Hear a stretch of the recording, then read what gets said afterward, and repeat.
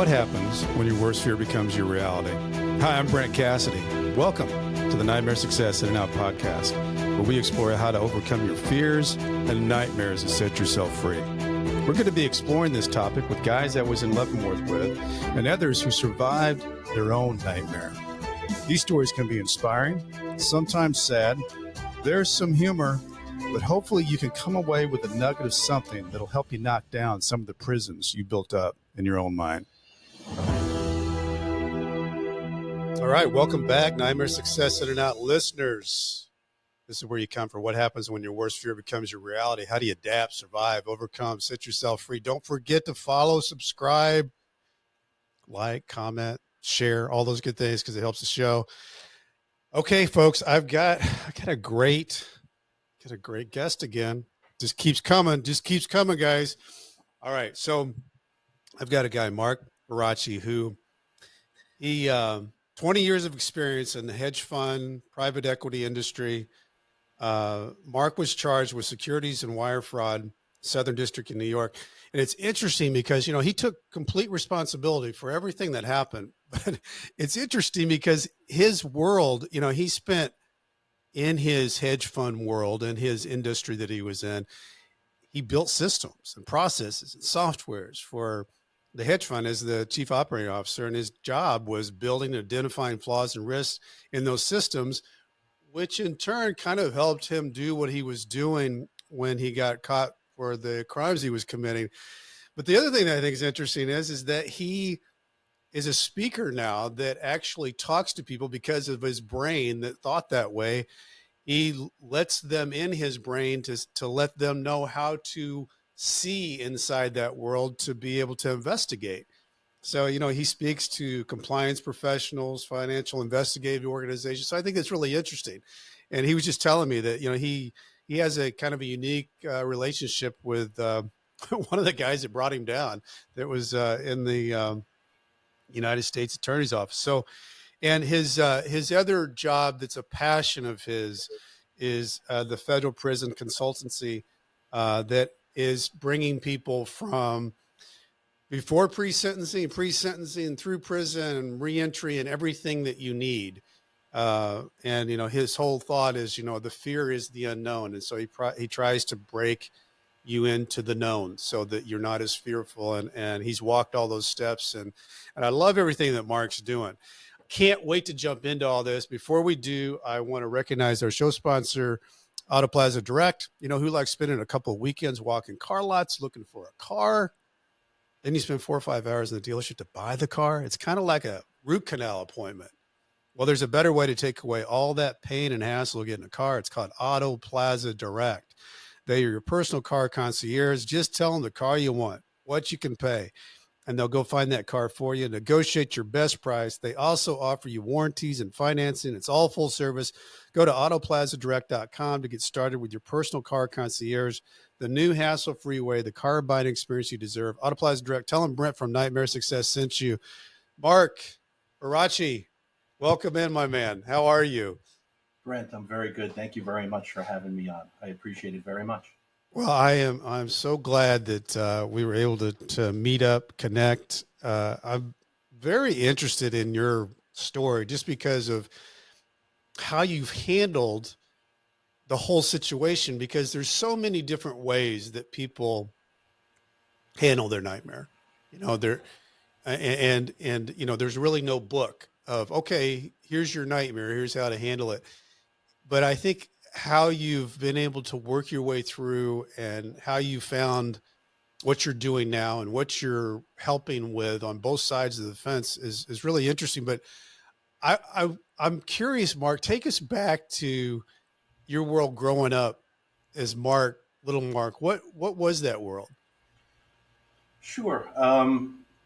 It was, I would say a middle class experience in Long Island. Good school district. Grew up in Garden City. Parents divorced when I was about 12.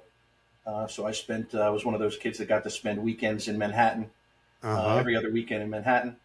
And, it was that a big deal it usually is. It depends, I guess, too, when your parents get divorced. you know, my parents got divorced when I was like in my 40s, and it seemed like even a big deal. But being 12 years old, was that a life changer, or did you kind of just move with the flow? Look, I don't think at that time you're looking at it kind of in that context as a life changer, but I think it was not necessarily for the negative. We had a really good kind of nuclear base, and that time with my dad probably got me to spend more time with my dad than Mm. necessarily when he was home. He was always working. He was always out, and doing What'd what he do in doing Manhattan? he was an architect, and Okay. he was for a while he was kind of king of the office furniture industry in Manhattan. It's a big world. And yeah, I at some point I had to make the decision and look, did I want to be John Varacchi's son in the furniture industry, or did I want to go make my own way? And he was very, very supportive and appreciative. But being his son in a place where I felt like he was king, it was something Big where I wanted to footsteps. go, Yeah. Big shoes to fill. which may have been my first mistake. But Looking back, did yes, you have siblings, or do you have I did. siblings? I have a younger brother, and through the years, I've had step siblings, and I have a younger sister. Okay. So there was three of you. So lead us into what was school like for you in that, because it sounds like you had kind of this middle class, all American world It kid. was good. No, I mean, no real issues. Kind of sports growing up. I always tell people when they ask me, what sports I played. I don't really tell them how many years ago I played it. I tell them how many pounds ago I played it. I wrestled about 100 pounds ago. That's really how this goes, right? So, um, and nobody questions it. Everybody kind of understands Yeah, exactly they what. get that. Sure. So it was like I said, it was a good existence. It was a great education. Garden City is a great place to grow up. I went to the University of Bridgeport up here in Connecticut, and I got my BS in banking and finance. Ran the whole gamut. Played a little tennis there. Again, about 100 pounds ago, and and back in the days when Manute Bol, who's played Uh-huh. there actually, and was in a fraternity. Kind of did ran the whole gamut. When I came out, it was kind of a little bit with dad, and then a little bit to go find my way in finance, and eventually finance became the only choice at that point. So, Mark, was that just something that felt natural to you, the whole finance thing? And because I mean, you later get deep into systems and processes and things that, for someone like me that comes from like the sales world and marketing and that's so scary to me. I'm how you did what you did. Was that something you like? Were you as a kid that just kind of like putting puzzles together and doing all of it? Was it something that just came to you? Look, I solving problems was obviously something I enjoyed doing, but I have to say, I think most people looked at me also, and even though I was a numbers guy and I had my finance degree, and obviously you can't kind of fake it, along those Yeah. lines. Sales was also something that I love chatting with people. I love finding something and being able to talk to people about it. So it was kind of a mix between the two, not necessarily something adverse in the hedge fund industry, even though I was in systems. I had to, sit Well, down in everything front of a is lot of sales, right? yeah, I You had to know, sit down in front of a lot of people through my career and a lot of investors and explain, my process in order to, the same time a portfolio manager has to go in and say how they pick stocks. right. What I would like to say is my world was everything after the trade was made. So Mm. once the trade's made, all those aspects, they do matter to investors because a mistake on that end can also lose money just like a bad stock pick can. So, I kind of had to, I was still dealing in sales. Whenever you're raising money, you're a Always salesman. sales. But during Got to the day, close. obviously, during the day, it was kind of the systems and the processes and, a couple meetings a week. Well, Yeah. lead us in, Mark.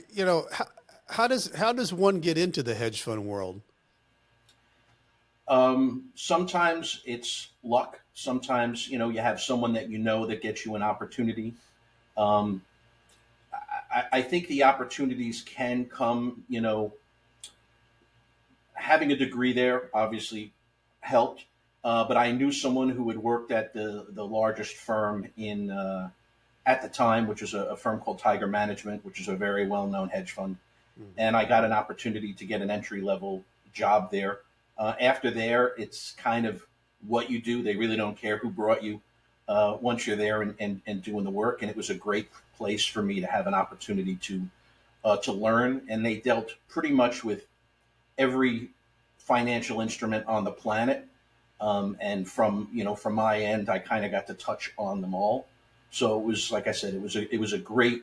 If you're going to make your bones anywhere, that's probably someone's top three pick if they were doing what they were doing in the '90s. Mm-hmm. And the '90s would have been a good time to be doing that. It was a pretty good time, and Yeah. like I said, I got to do that and grow, and then branched off and dealt with some startup funds, and which is a little bit of a different aspect when you have a lot less assets, and you Yeah. kind of have to show you can make money in order to grow assets. So that's a lot where the kind of the building those systems came in. Mm-hmm. Some of those funds were absorbed by larger funds. And then when you go to larger firms, they're always launching new systems and processes, which allowed me to kind of go in. And it's funny, you kind of have to wear kind of the hats that I wear now when I'm speaking to financial firms. When you're building a system, you have to build it to try to find the mistakes before they happen. It's not a mistake if you can spackle a hole Yeah. before anybody sees it. But you also now in the fraud space have to be able to put the bad guy hat on. And when you're building something, you have to build something to be able to either keep them out or keep them from using it to their advantage. So it was an interesting transition for me to keep using the part of my brain that was kind of a strength for me to be able to now do it and do it on how do I say to do it on as a good guy. And Well, let me ask you this too, I don't Mark, is necessarily identify as one, but yeah. I try to do good every day. About how old were you when you kind of started hitting your stride with this? I mean, I'd say I was probably in my mid 30s. Yeah. It takes time to kind of build your way in the industry and be someone that's has a experience and reputation, and until the reputation didn't get too good, started to go downhill. At the end, I had a good reputation and was doing some good work in the industry. And I'm at that time, did you in your 30s get married, all that stuff, or were So kids later?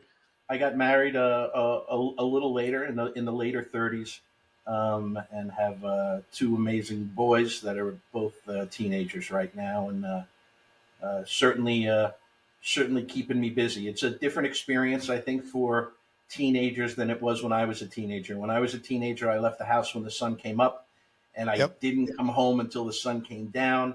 And Yeah. I don't know, it's a different existence for teenagers right now. I don't see packs of teenagers. I used to be able to go to a park, and you used to be able to basically have a, you know, 10-on-10 softball game, or you used to have a 5-on-5 basketball game with three teams waiting, and the place was packed. I don't see groups of kids running around No, like and now. I think that that's so unfortunate because I grew up that way too. I'm 57, and we had a neighborhood, and kids picked the teams, and you played, you know, uh, tackle or touch football, and you played basketball, and you played baseball, and like you said, you went home when the street lights came on.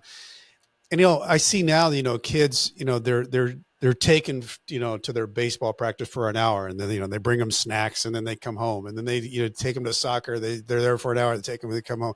But there's no like just natural kids just hanging out, doing whatever. And the kids wanted to be out. They wanted to be out in the neighborhoods and play and do, and it's different now. I don't know how, you sound like an old person when you say, I those were the totally good old do. days, but I think those were good old days. Yeah, I can't speak about that in pounds. I have to say years. Yes, I'm old. Um, and like I said, it's just interesting. I think technology, the internet, even gaming. I think it's all lessened the accountability. Where if we went out and we had an issue, the only way to really tell anybody was to say it in front of them. And if they don't like what you said, someone might have gotten punched in the nose. And Yep. then, it went on from there and life went on. Here, there's a lot of ways to do bad things and not be accountable And be and, anonymous. Yeah. and be totally anonymous. It's a little, like I said, this generation is a little scary when us Xers aren't around to kind of, keep the toughness. It's a little bit of a different thing. You know what they say, like kind of, in what is it in uh, strong people make weak times, and Yeah. weak times kind of make weak people. I think Yeah. we're in a time now where we're in that weird flux where there Hmm. has to be some type of accountability and change in order to not have kind of a rough next I after like agree. I 15, 20 totally years. agree. Tougher for our youth.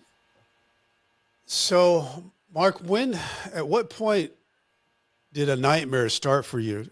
Because your story is interesting because you build this up, but then you kind of figure out, and maybe I should just ask you, when you started building these systems out, was there like was the growth intoxicating? So you thought maybe I could cut some corners to continue growing, or how did things evolve for you to where you actually got in trouble with something? Well, look, we had started our own fund.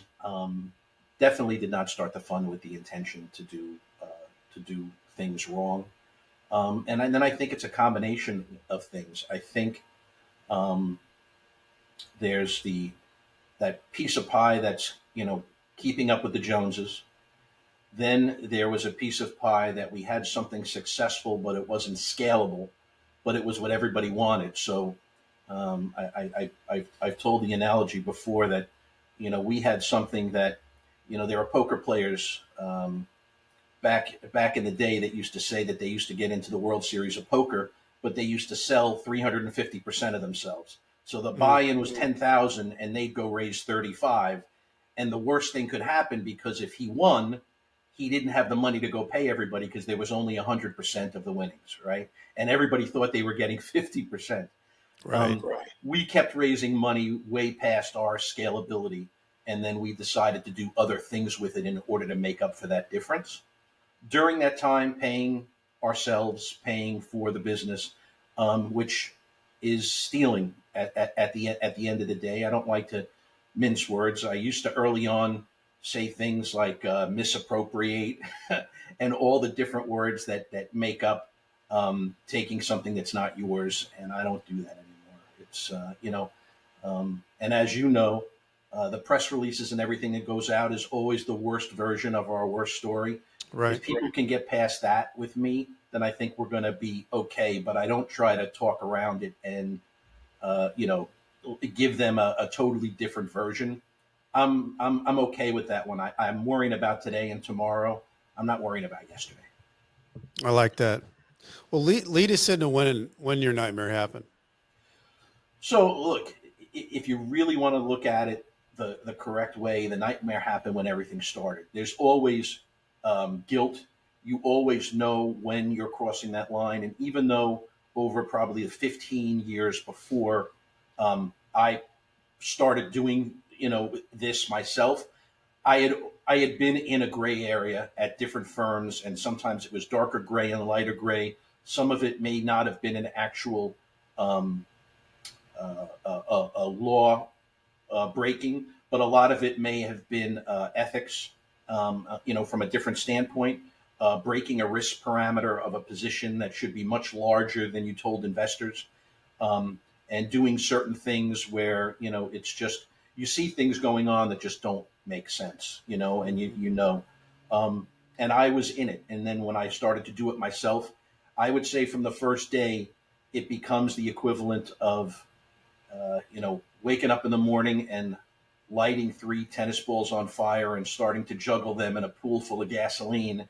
And at the end of the day, you get to take a break, and hopefully you can sleep enough to be able to start it the next day. That's an incredible analogy, Mark. Yeah. I've never heard that before. But I wish I read it somewhere, and I wish it wasn't true, but it is. And the idea is that every day is game day. You know, the guys that are nauseous in the shower from the moment they get up because they know they got a big day. It became that kind of day every day, wondering which ball or which shoe might drop, and trying to keep it all together with multiple people in the situation. It just wasn't. It wasn't a good existence. I was not a good person to be around. I was eating my troubles away, and just trying to get from day to day. And when it gets to the point that, like, when your phone rings, you're always worried about it being the call. It's like I said, it's not a good existence, and no one should feel bad, but it is the description of kind of what that's like when it's something you're not doing. It wasn't an accident. It was something that we knew that we were doing, and you also have that rationalization that everybody is going to make money when this turns around. And you don't realize that you're getting yourself a little deeper in it every day, as opposed to getting closer to getting out of it. And then it just becomes a kind of a death spiral, and you don't want to believe it, but you want to feel like you're working for everybody. If you're going to get 3 or 4 hours of sleep a night, that's the crap that you teach yourself, to say, I'm doing this for everybody. You're not. You're doing it for yourself first, and everything might be a result of that. But if it doesn't happen, what are you doing? And are you doing it totally against what you've told your investors, your family, you were going to conduct yourself on a daily basis? So there's a lot of guilt. So when it came around, was it customers that were coming at you, or was it just a knock on the door from the government saying they're investigating? We had customers early on coming at us, but I think that they had a little bit of a different agenda, and they wanted to kind of take control and even keep it quiet themselves. And we kind of just moved past that and decided that we were just going to kind of keep it going. But then the wall started closing in, and you feel the SEC is sniffing around, and it's something that we had to make a decision of what we were going to do and how we were going to do it. My decision, no matter what, was to go and come clean and speak about what I did, what we did, and it was it's a scary decision. You don't know. You don't know the process, right? You don't know if it takes. No, you don't know the process. And I'm curious, Mark, when it happened to you and they said, "Hey, we're investigating you. We've got these things we want to talk to you about." Did you just go talk to them, or did you grab your attorney and say, "Hey, I've got this stuff going on. What should I do?" They hadn't come yet. Okay. We had gotten like a phone call, but a lot of it was kind of routine. Not from the FBI, but from the SEC. SEC. It's never great, but it doesn't necessarily. It is civil, right? When you want to look at it that way. Not that there isn't. When the headlines come out, there isn't. It sounds bad. Yeah. Department of Justice ready to act on some of the things that the SEC is looking at. And then we just said, look, this is, we're not going to be able to keep this boat afloat. And, we like I said, it was not a good existence. So we just said, let's kind of go and talk to them. We had our attorneys call them. They didn't know who I was. They didn't say, like, we've been waiting for you. But they said, sure, you can come in. And then, you have to go in um, that process, as well as look, not so different than today.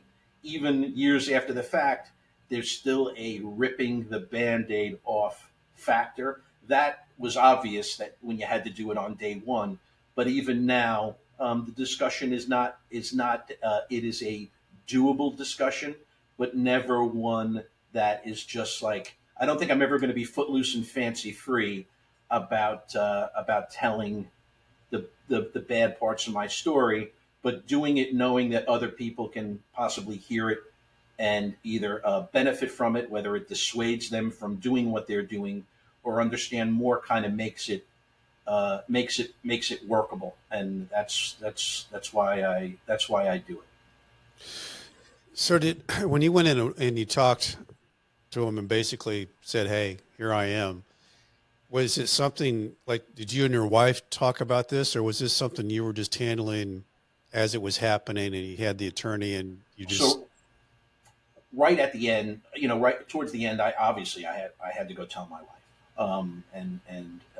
about the specifics, and that was never an easy conversation. There's a lot of fear. Like I said, no one knows the process. No one knows what goes on. fear of the unknown, right? No one knows if I was going to get plucked, off the earth for 5 or 10 years that day. You don't. Nobody really investigates as to how this goes. Um, if you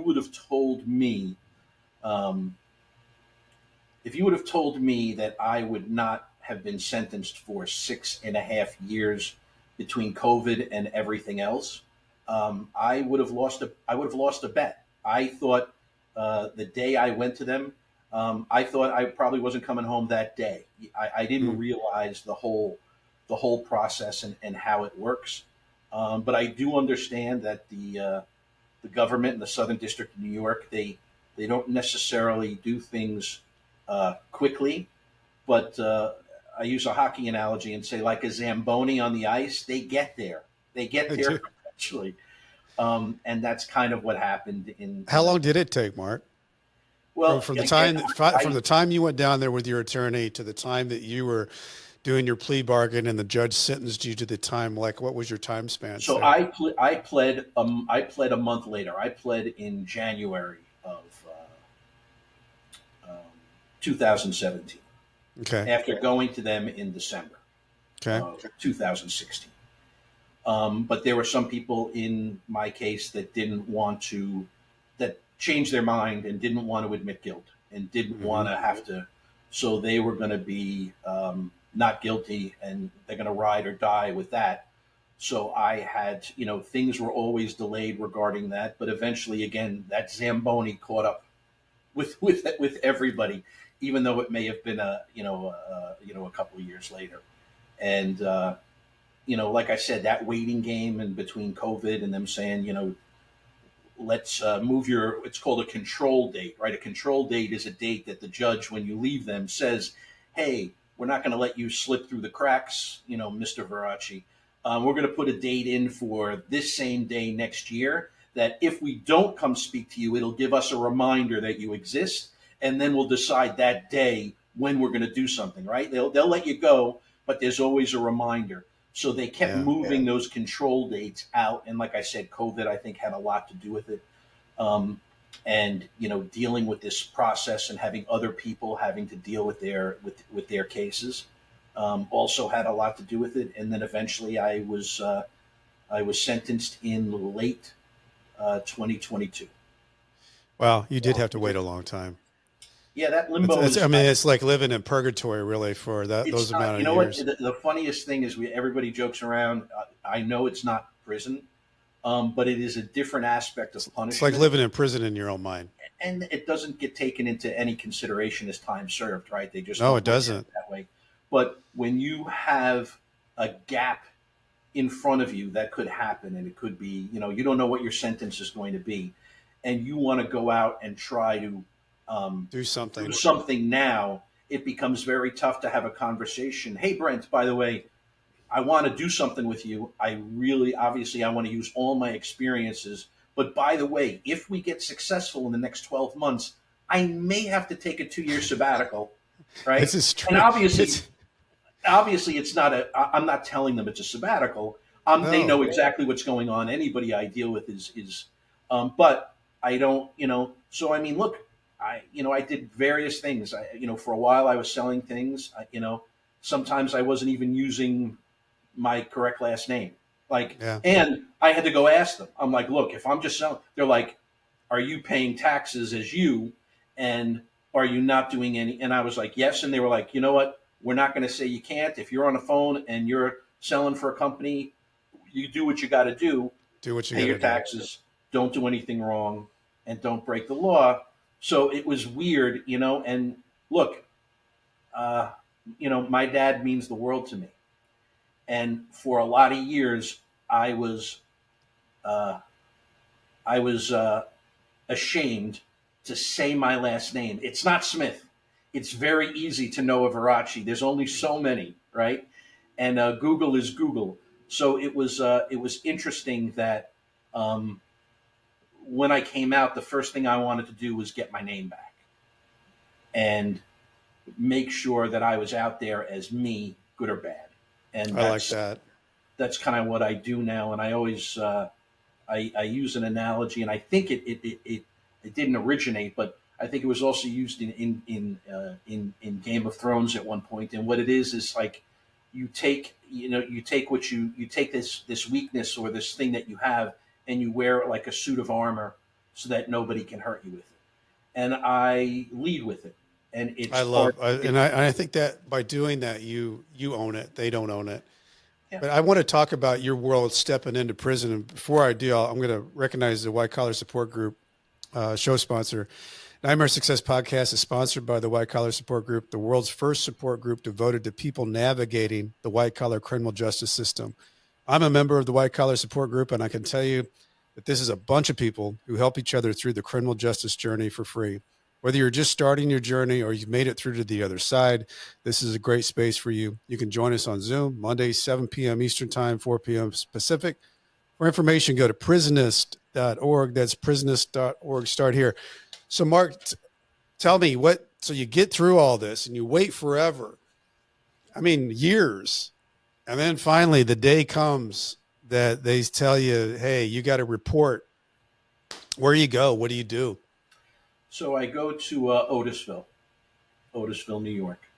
And again, didn't know what I was going to expect. And the funny thing about it is, you get like kind of a piece of paper, and it says what your report date is, and Yeah. that's what you do, right? There is no like, hey, can I? But what I gotta, I'm getting my hair cut that day, right? You gotta go. My date was April 1st, 2023, and I didn't, I wasn't really thinking about it much. I figure if I'm getting a report date, that's the report date. So I get there bright and early. The way I did look at it, and the way I prepared for it is the only way to get to where we are right now and me talking to you was to get through that. But that was my ninth inning, right? So I needed to get to that, and I looked forward to it. Believe it or not, especially after 6 years and change in a non-punishment but punishment limbo, to not be able to get the next step started. So when I got there, they looked at me and they said, "Hey, how you doing?" I said, "Good." I said, I'm self-reporting," and they said, "Why are you coming on a Saturday?" And I said, "Well, because it says report Saturday, April 1st." They said, "Okay, interesting. Come on in." They check me in. They go through all the gamut, and someone comes over to me and they're like, "Well, just so you know, we don't just throw you in somewhere without going through all the medical checks. They're not coming until Monday morning. We're going to put you in the shoe here in the medium until Monday." And I said, "Oh, okay, understood." And not realizing, obviously, you're in the medium, right? You're not somewhere. I haven't seen where I might end up, nor was I 100% positive once I got there that everybody there knew I was actually going, not in the medium. So at some point, I thought like a movie, they were going to say, "Okay, you're going upstairs," right? Yeah. And I was going to have to kind of argue my case at that point. And you don't understand a lot of different things when you go to the shoe. The shoe is not a place you want to be. Although I do think if everybody started in the shoe for about 24 hours, there'd probably be a lot less people going in the shoe after those Very 24 true. hours, because it's not a great place, and there's no instruction form. My readers were handed to them when I came in, so I couldn't even read what was on some of the packets I was getting handed with the food. I didn't know whether it was fruit punch or coffee, um, so it was, and I couldn't read anything. I can't So imagine. you don't get to really see the light, and you're not sure if it's, if you fall asleep when you wake up, you're not really sure if it's day or it's night, but there's always one light that goes on that stays on the whole time. And, you feel like, you're going to get interrogated. No one ever came or cared to ask me any questions. And it wasn't until almost 36 hours later on that Sunday when the chaplain came to give me communion. What And an he, entry. and he knew my name, which meant I knew someone knew who I was, which was great. Mhm. And he said, "We'll see you over at the camp tomorrow." And him and I had a nice chat, which made me kind of, Gave realize. you a But reassurance that you again, were the actually going to get unknown, out of there. your mind can tend to wander. And the food was only better from the 2 days in the shoe. It's like, but it went from there. I went to the camp, um, and I have to say the community at the camp and the guys there were very welcoming. They were, everybody's in kind of a wary kind of get to know. Nobody's, but there were people who were kind of designated to be the what I would have called back in Garden City when I grew up, the welcome wagon. Yeah. Shows up with the Here to basket, welcome you in. Right. and they're like, "Here's some. You're not going to be able to buy anything on commissary for a couple of days." It was Monday, so commissary was Sunday night. And he's like, "Here's some toothpaste, and you want some shower shoes, and here's a couple of things, and if you need Need the anything." shower shoes. Yeah, they were really, really, really great to me. And you kind of get through that day, and you're just kind of like, I lost 65 pounds on their dime. But somehow I was a top bunk. I don't know how I got designated as like a Spider-Man. Um, but yeah, I was a top bunk, which made it kind of interesting. There was a crowd of about 8 guys waiting to see if I was going to get up there the first time, and I did. How many guys were in that camp? So it would vary. I think when I got there was probably in the low 80s. I think 100 and low change is about full capacity, Okay. unless they kind of have to open up the medical facility. I heard during COVID they kind of did end up a little bit maxed, Yeah. but it's kind of 50 guys on each side with chow down the middle. Um, and like I said, I made some good good relationships there. It was a diverse camp. There were um, financial. You do have guys that move down from the medium because they end up lowering their risk points over time, and they're under Right. 10 years in their sentence. So we did have guys where it seems like they were trying to see um, what it would be like bringing guys down from the medium and allowing that. And I do think some of that did backfire on them. You know what I mean? Like it's a different existence when you're in the medium than when you're in a low or the camp.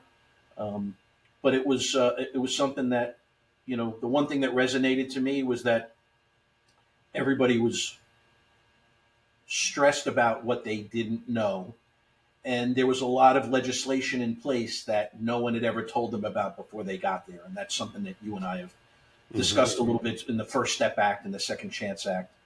And in my first couple of weeks, I had 4 or 5 friends that all fired whoever they had paid an awful lot of money to consult for them and get them ready and help them while they were in prison. They all fired them, and I said, "There's something wrong Something's here." not right. Um, And, for my own edification, I started to kind of get into trying to learn the ins and outs of, these aspects in navigating the BOP. And I was, one of the people who started to help people as soon as they felt that they were comfortable, because you don't want to help people and then screw it up. By the way, Oh, what, right. Not the no. information you're You want to helping be the someone guy with. that gets it right. No, you don't want to be the jailhouse lawyer that screws up, right? And has. So you want to make sure all your expectations are realistic expectations. Good point. Um, and there are a lot of people who, even for fat finger mistakes on the BOP's end, were not being allowed to have certain things like First Step Act credits that should have been based on the rules, but they had no idea the recourse to go make it happen. And Mm. I think I helped a decent amount of guys get time off the back of their sentence and get home sooner, simply by pointing out the things that needed to be corrected. Of which, administrative remedy is like a slow boat, right? Oh gosh, You got to go nothing through like like it in the BOP. you got to go through. It's like Dante's Inferno. You got to go through like a BP8, a BP9, a BP10, a BP11, Yes. and then you can go to the judge. But none of them take exactly 30 days each. They all take much longer. So a lot of people, especially short timers, were finding out that they were actually going home before they could get their recourse. So they were going home late, even though they knew they were right.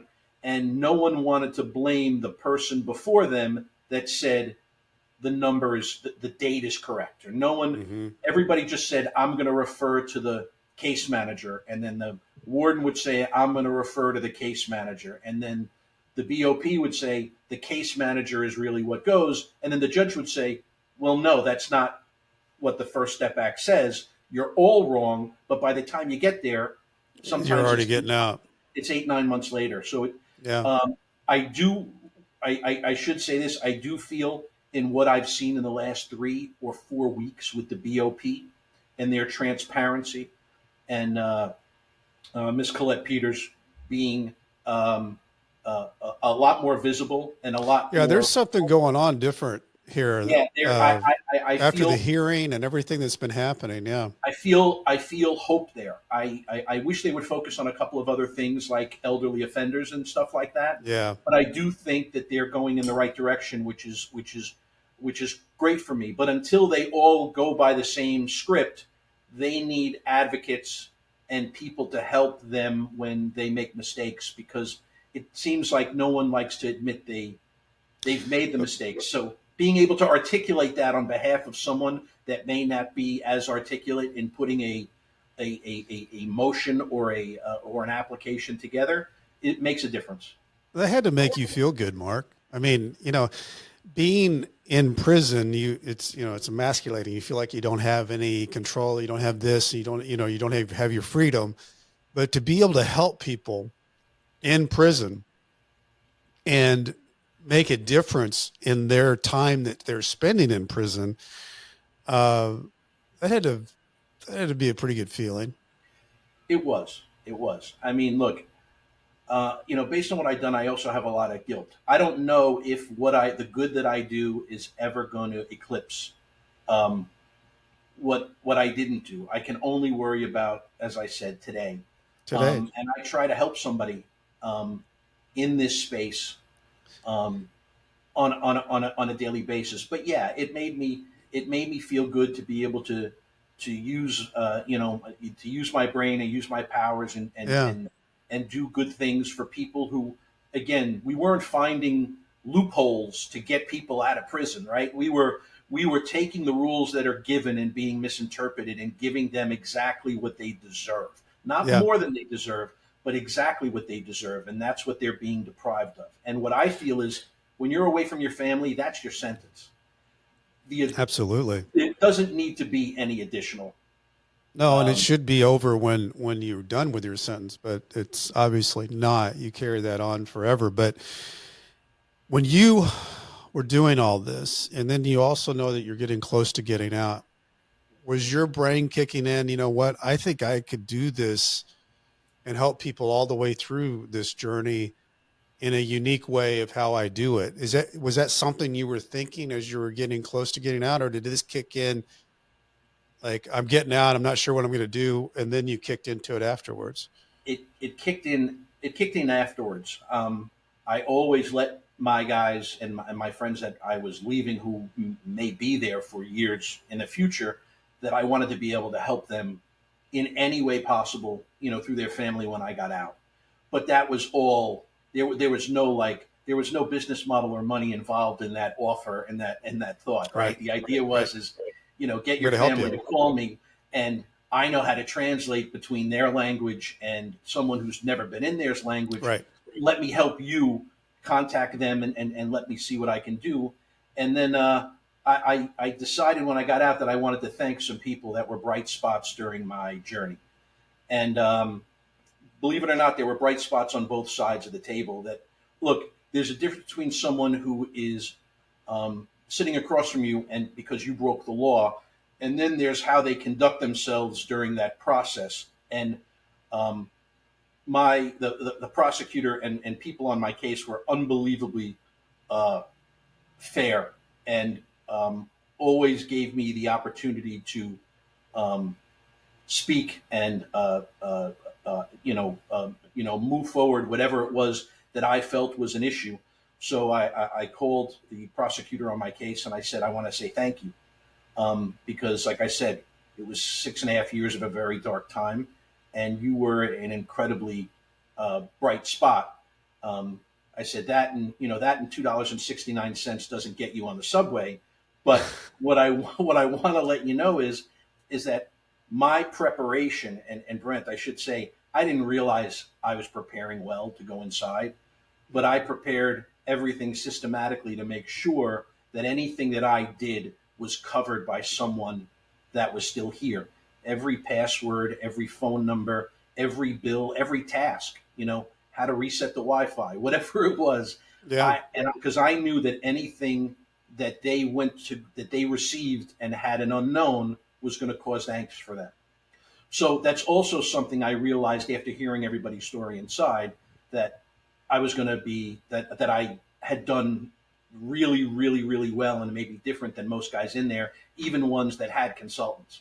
So what I said is, when I got out, I said, look, if you have a client, because that prosecutor had now gone to the private side, so they were now defending clients. I said, if you have a client that you think could benefit from me, I would like to speak to them, and there is no charge. Like, this is not what I want to do as a business, but I think I can help somebody. And he said, you know what, Mark, you're going to do great. I know you're going to be successful. No problem. If anything comes up. And I got off the phone saying, you know what, I'm glad I made that call. I wanted to let him know that he made a difference, but I'm probably not getting a phone call, and no one's going to give me their client that their um, uh, livelihood is based on, right? It's not like doing a favor. It's now giving me someone that's Right. paying you money to do great. And about 2 weeks later, I got a phone call. Hey, Mark, I just had someone sentenced in the West Coast, and you want to get on a call with them? And I was like, 100%.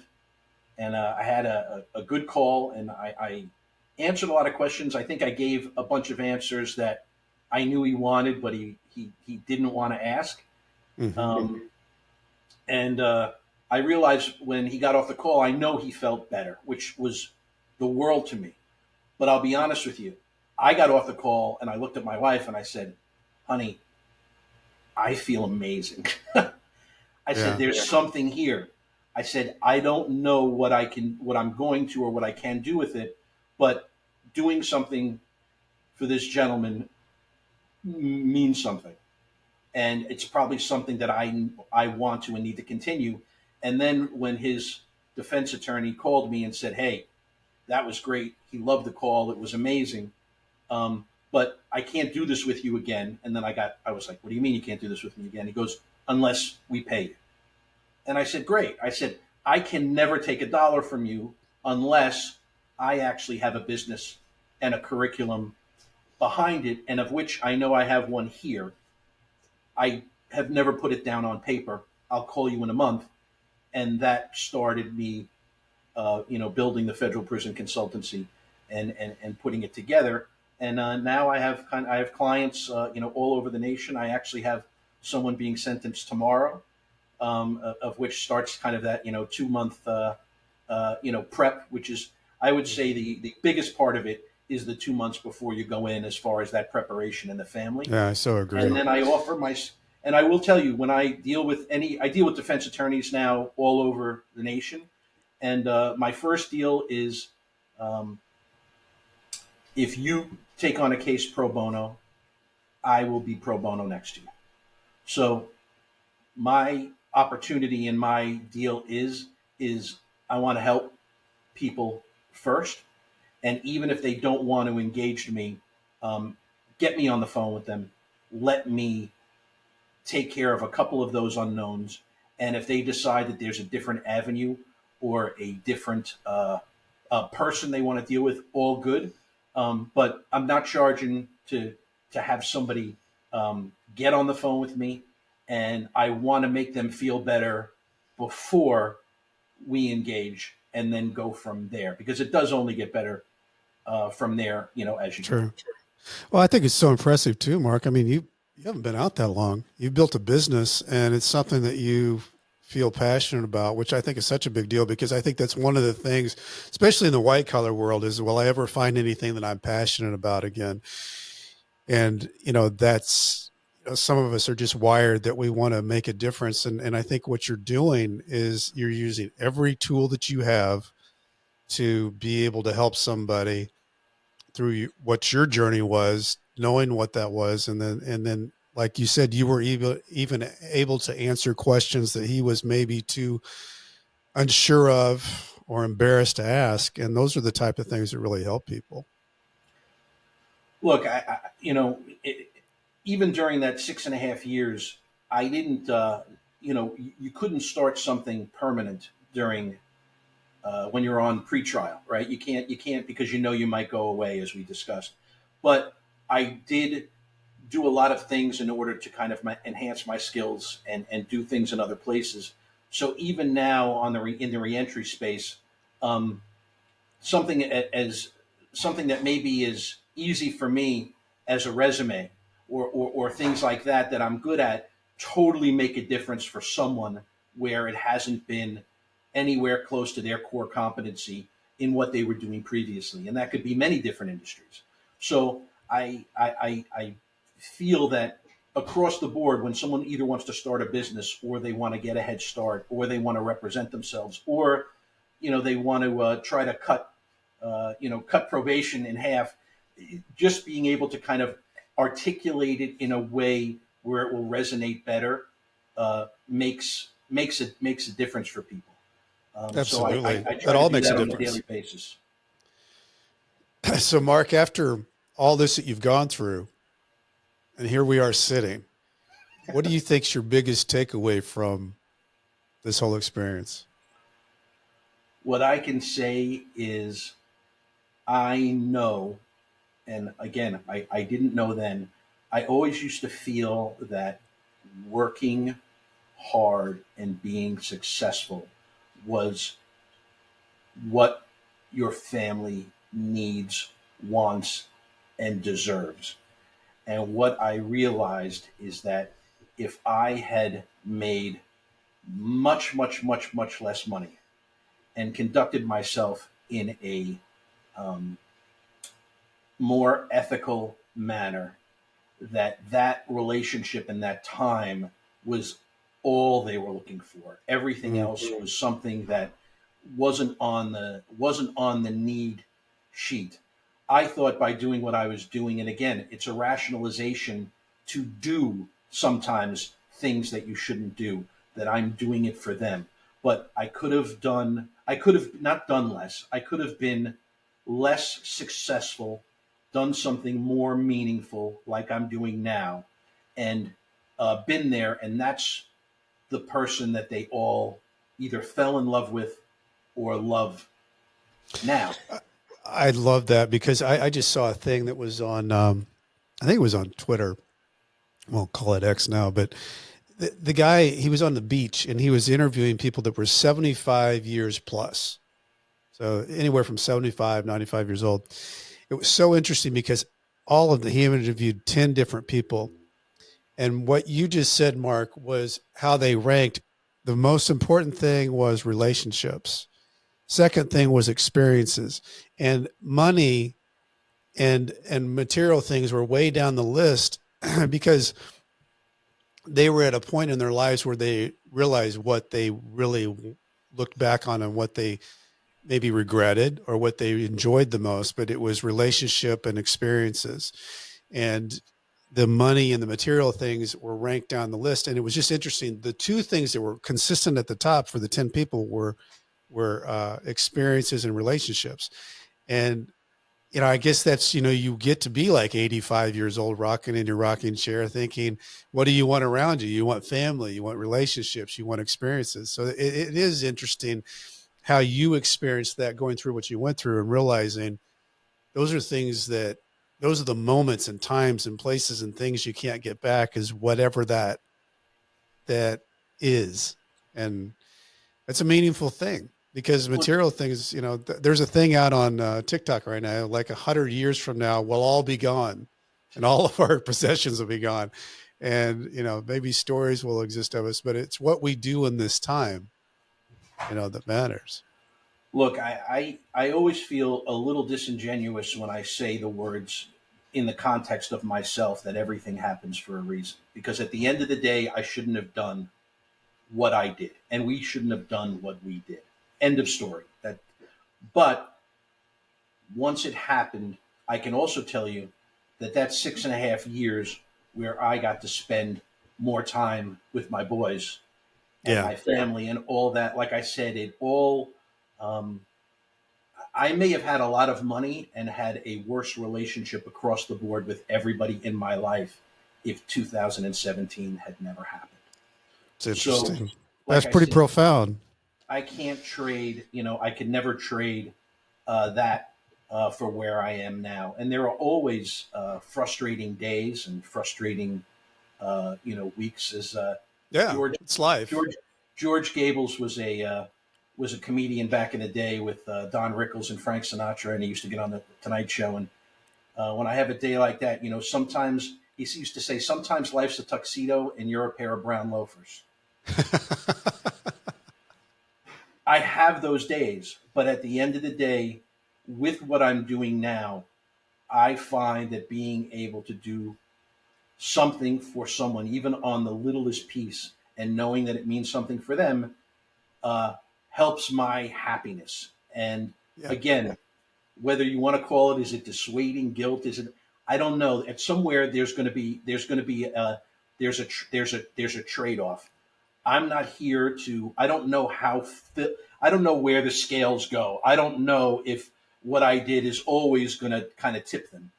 Um, all I know is that right now I am as happy and as fulfilled and as driven as I've ever been, both for myself and and what I'm trying to do for others. I love that. Let's talk about that, because you're driven and because you're doing great things. I want to get people to the right space for you. It's markvaracchi.com. And that's the way you spell it is Varacchi. But yeah, go there. It's a great website. I checked it out yesterday, just scrolling through there. It's got a lot of information and talks about a lot of the things that you do. It's not just, I'm going to help you. These are the things I'm going to do to help you. And I think what you're doing, Mark's great. I hope you continue to do it, because it's what's needed out there. As far as helping, I've talked about helping. Homestead Financial lets me use this podcast stream. I want to thank them. If you're looking for home mortgage needs, Greg Aftiev is your man. He knows it all. If you want to know more about me, go to brentcassidy.com. I spell it wrong. It's not with a DY, it's with a TY. And if you got time, please go to Apple and leave a review. It's a great thing for the show. And if you're looking for a book out there, it's Nightmare Success. You can get it at Amazon, Barnes and Noble. Check it out. And Mark, I want to again, thank you for being on the show. I love your story. I love what you're doing. Thanks very much. I also want to say thanks very much for introducing me to Charles. I'm going to see him tonight. Oh yes, Charlie Grady. It's He's a doer and doing great things with the Hall of Change, and I want to get behind him as much as I can to make that a national organization. I'll be at his hang time meeting tonight in Bridgeport. Tell him. I'll tell him you said hello. Tell him I said hello. All right, folks. As I used to say to my people as I was writing my emails back and forth from Leavenworth, stay strong. I'll do the same. Nightmare Success, in and out.